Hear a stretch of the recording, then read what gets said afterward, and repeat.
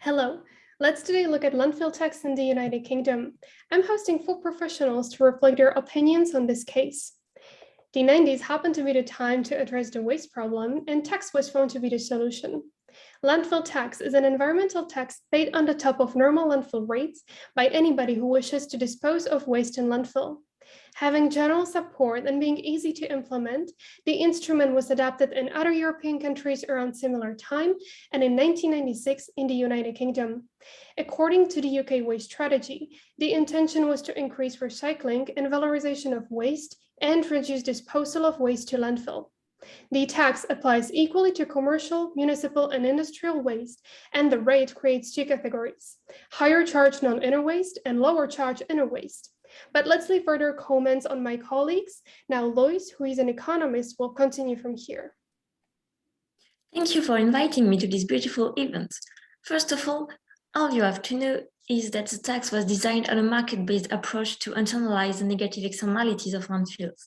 Indeed, landfill is recognized as the least sustainable method by the UK government, although 85% of solid waste in the UK were still landfilled in 1995.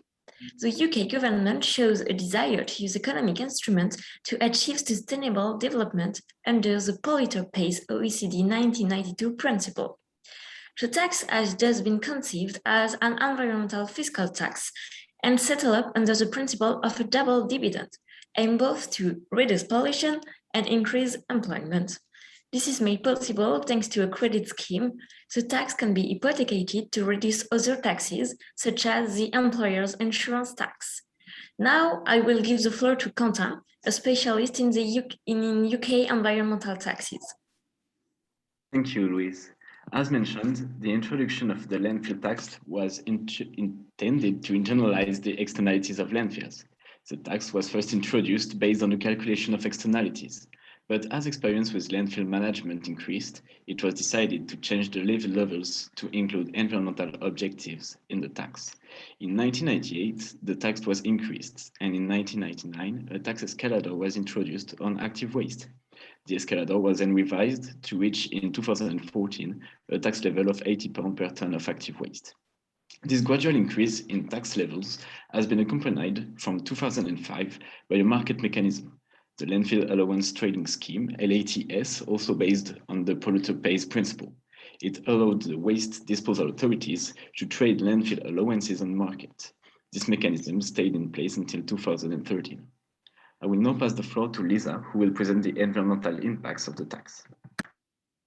Thank you, Quentin.